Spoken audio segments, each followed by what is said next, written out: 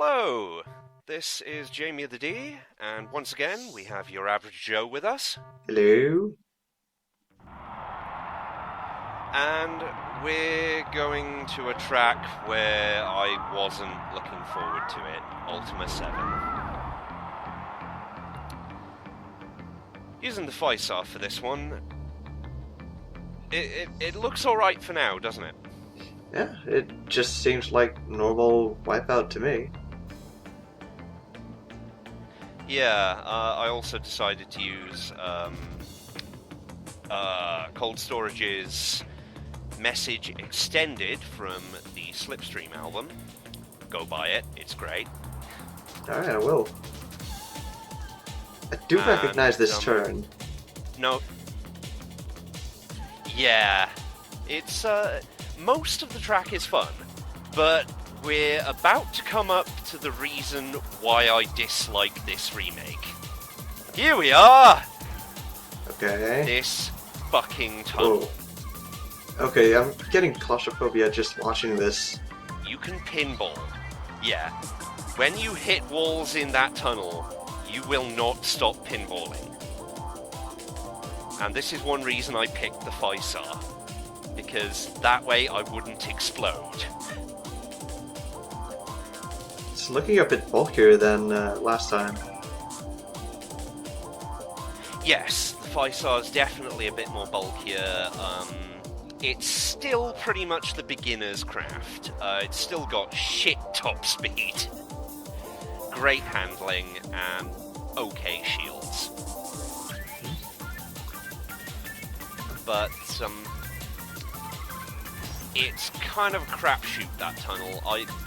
Nearly every time I've done this on an AGS, I've taken a lot of damage in that tunnel, and then exploded going into the pit stop. Yeah. There's neat graphical detail I'm noticing. Like, there's trails going behind the tips of your wings. It's so cool. Yeah! Yeah, it's great. And this is one of the things I love about Wipeout 3 and why it's the best in the series, in my opinion. Because even though it's low poly, it has attention to detail. And the UI is very utilitarian. It works. Yeah, there's nothing here that doesn't need to be. The tracks do a lot. Yeah. Yeah. The tracks do a lot with a little. And it's the same with the ships. I mean, this is definitely a VII.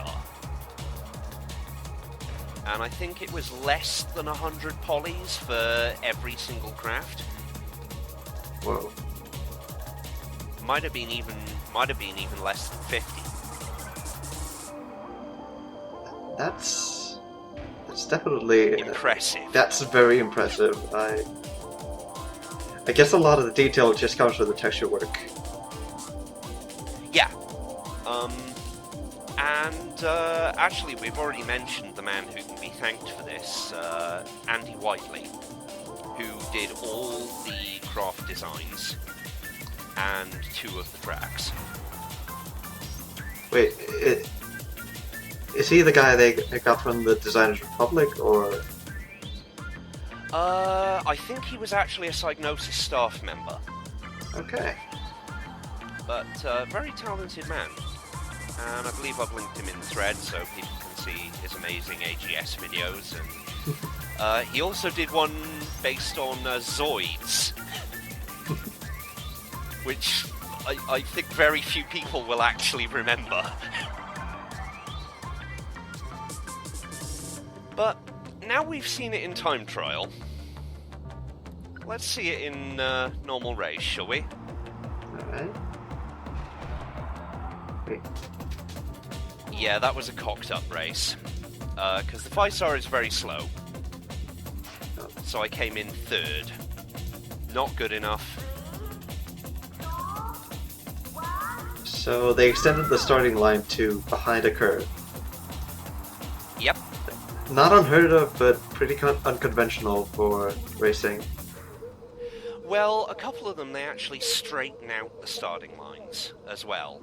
which is really useful actually, because god damn I hated the bent starting lines in the later XL tracks. But what a rocket. Yeah, that's a much bigger launch than happened in XL. Yeah, and that was an irritating feature with Wipeout 3's missiles. Did they just circle round them? Yeah. Yes. What the fuck? Yeah, if you're at exactly the wrong range, it'll just circle around, annoyingly. What was that wall there? That was the Force Wall, which is the best weapon for trolling. I'm really surprised they didn't keep it in later games. Probably because it was the best weapon for trolling. And the fact it's a little hard to aim, because sometimes it goes on the side you're on, sometimes it goes on the other side. Quake makes a return, and is still beautiful. In fact, they fixed the problem with it in this game. Cool. Yeah, so now it goes at different speeds in different speed classes. So it'll always go roughly the same distance. Alright. It's quite nice. And we saw the missile hitting one person twice. We also saw something I didn't mention earlier. You saw back in that first lap that I fired the missile and then I got hit with my own missile, yeah? That actually happened. That actually happened. Okay. And that was due to another of the non-weapon pickups, the reflector. No use with mines or quakes or anything, or collisions. It won't protect you against those. No. But if you have a deflector on and a rocket or a missile hits you, it gets bounced back. Whoa. Yeah, there's a lot of tactical depth to this game.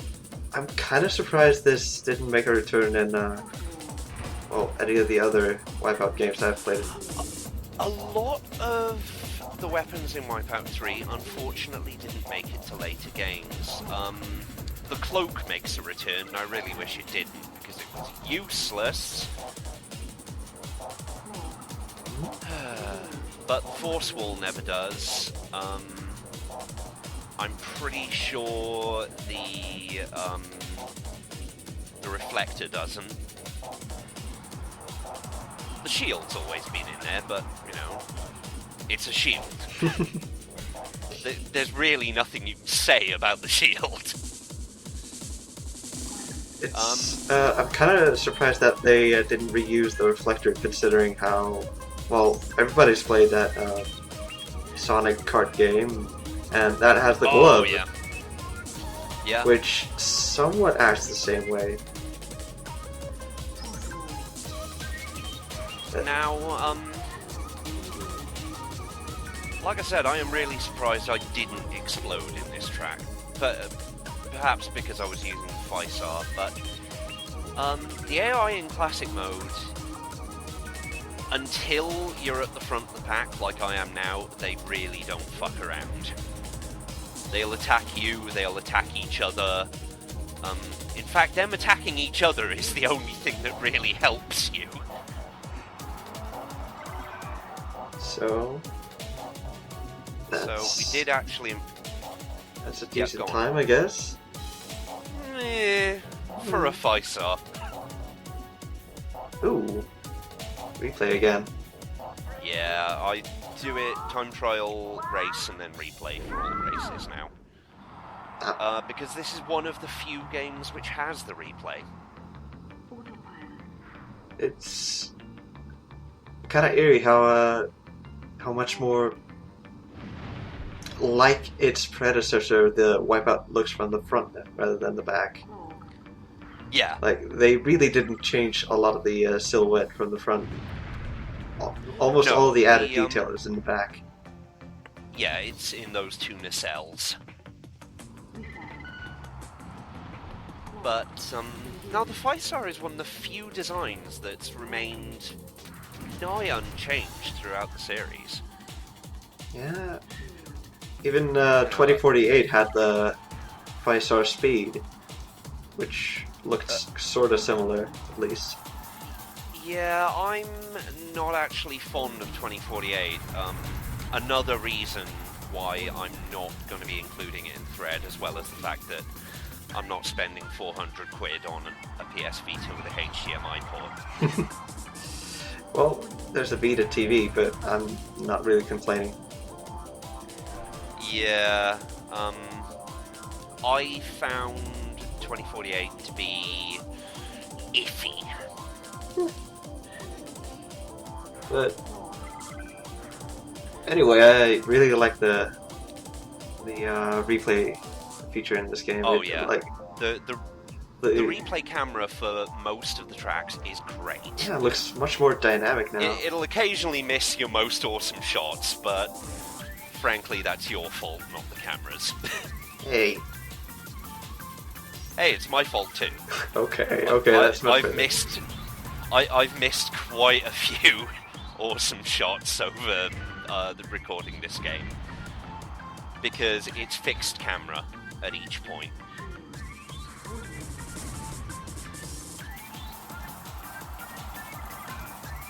The thing I like most about Wipeout 3 though is sensible UI and some great craft designs. We also see the introduction of a lot of teams which come back for Pure and Pulse. Alright, I remember. For example, I think that's an Assegai. Yeah, and then there's also, what was it, Goteki 45? Goteki 45 only came back in DLC. Which comes with the game if you buy the PS2 version of Pulse. Yes.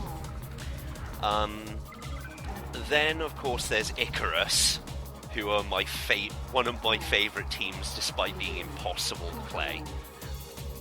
I guess it's pretty self-explanatory in the name. Well, imagine them as AGS plus. Plus speed, plus handling, plus toilet paper. So it's a double fly. Oh yeah. Oh man. We'll be talking a lot about the Icarus when we get there, but they're a team with character and next to no playability, and I love them. So what about Piranha? I assume they're Piranha are mainstays of most of the series except Fusion, and they are also pretty damn great. We should be seeing them very soon, in fact. Ooh. But we're almost at the end of the replay, so this has been Jamie the D. And your average Joe. Have a cool week. Yeah.